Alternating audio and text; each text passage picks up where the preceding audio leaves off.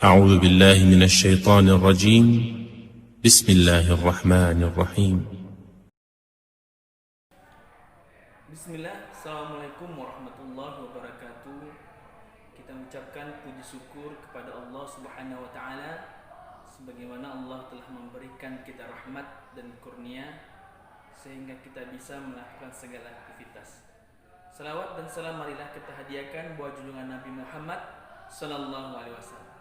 Baik anak-anak Ustaz yang dirahmati Allah dan dicintai oleh Allah, sekarang kita masuk pembelajaran sejarah kebudayaan Islam. Kita sekarang masuk dalam bab 2, yaitu permulaan dakwah di Madinah. Ada beberapa poin yang kita bahas, yang kita ceritakan secara mendetail. Yang pertama adalah yaitu pembangunan Masjid Quba. Yang kedua adalah pembangunan Masjid Nabawi. Yang ketiga yaitu hijrahnya Ali menyusul Rasulullah Shallallahu Alaihi Wasallam. Yang keempat adalah hijrahnya ahli bait Rasulullah Shallallahu Alaihi Wasallam. Yang kelima adalah tempat kediaman di Madinah. Insya Allah itu kita akan membahas dalam bab 2 ini.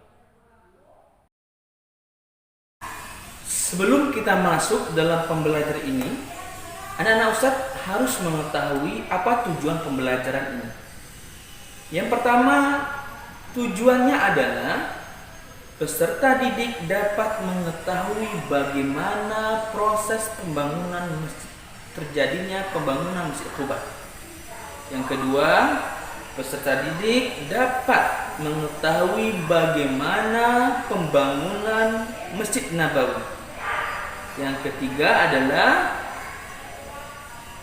peserta didik dapat mengetahui hijrahnya Ali menyusul Nabi Muhammad sallallahu alaihi wasallam. Yang keempat adalah peserta didik dapat mengetahui hijrahnya Ahlul Bait Nabi Muhammad sallallahu alaihi wasallam. Yang kelima, peserta didik dapat mengetahui tempat kediaman di Madinah. Itu adalah tujuan pembelajaran kita. Baik anak-anak Ustaz, sekarang kita akan masuk yaitu permulaan dakwah di Madinah. Yang A, pembangunan Masjid Quba. Sejak mendengar bahwa Rasulullah Shallallahu Alaihi Wasallam berhasil keluar dari Mekah, penduduk Madinah menunggu kedatangan beliau pada setiap pagi di kawasan Hara. Mereka terus menunggu sampai terik panas tengah hari terpancar. Mereka baru pulang setelah siang hari.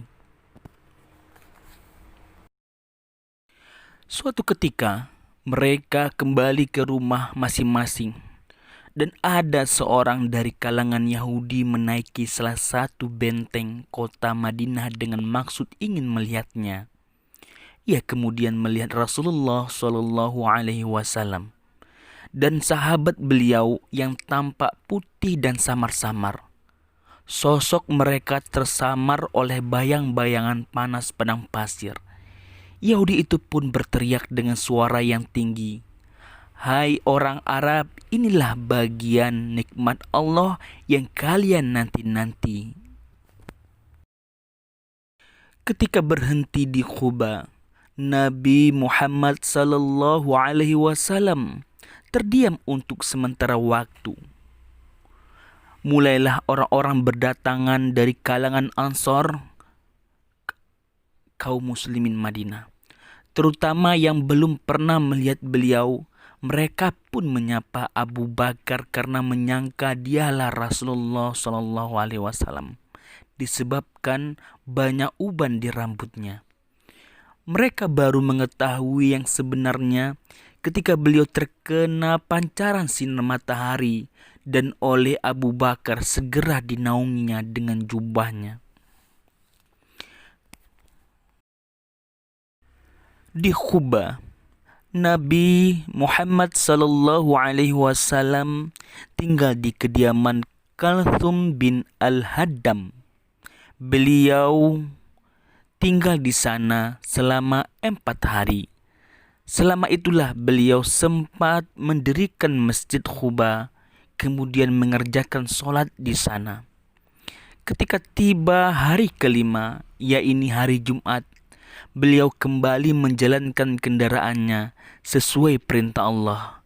Abu Bakar pun membonceng di belakang beliau. B. Pembangunan Masjid Nabawi. Nabi Muhammad sallallahu alaihi wasallam lalu bergerak menuju kota Madinah. Orang-orang pun berjalan pelan untuk menyambut beliau. Rumah-rumah dan gang-gang bergemuruh dengan suara tahmid dan takbir. Rasulullah sallallahu alaihi wasallam pun berkata, "Biarkanlah unta ini berjalan, karena ia telah diperintah." Unta itu akhirnya sampai di suatu tempat lalu menderum di situ. Tempat itu adalah Masjid Nabawi yang berada sekarang. Di tempat inilah unta beliau berhenti dan tidak beranjak lagi. Beliau lalu berkata, seseorang tinggal di tempat untanya berhenti. Maka As'ad bin Zurarah mengambil kendali unta tersebut dan meletakkannya di dekat tempat penginapan beliau, yaitu rumah Abu Ayyub Al-Ansari. Beberapa orang Ansar berlomba-lomba memberikan suguhan kepada Rasulullah Shallallahu Alaihi Wasallam. Mangkuk besar berisi makanan datang dari mereka setiap malamnya. Bahkan tidaklah satu malam pun kecuali terdapat 3 atau 4 mangkuk makanan di pintu rumah tempat beliau menginap. Langkah pertama yang Rasulullah Shallallahu Alaihi Wasallam lakukan sesampainya di Madinah adalah membangun Masjid Nabawi. Untuk itu, beliau membeli petak tanah yang sebelumnya pernah dijadikan tempat menderum untanya. Tanah tersebut milik 2 orang anak yatim, luas kurang lebih 100 kali 100 hasta. Di situ terdapat pekuburan orang-orang musyrik, reruntuhan bangunan, pohon-pohon kurma dan pohon-pohon sejenis cemara. Maka digalilah tempat tersebut, diratakanlah sisa-sisa bangunan yang runtuh.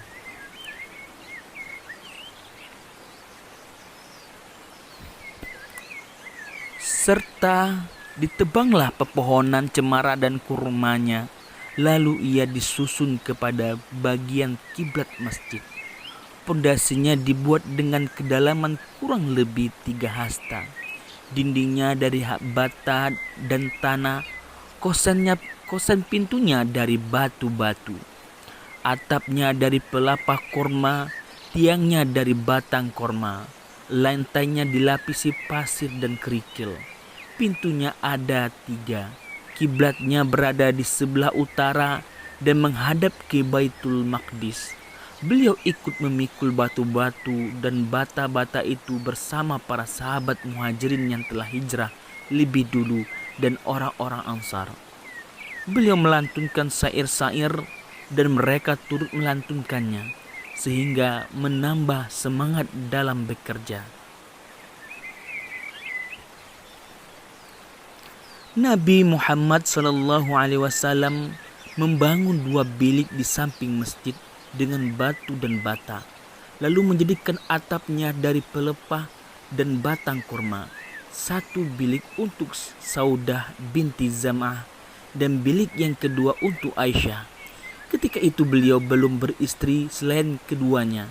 Beliau pun baru tinggal bersama Aisyah tidak lama setelah tiba di Madinah pada bulan Syawal tahun ke-1 Hijriah.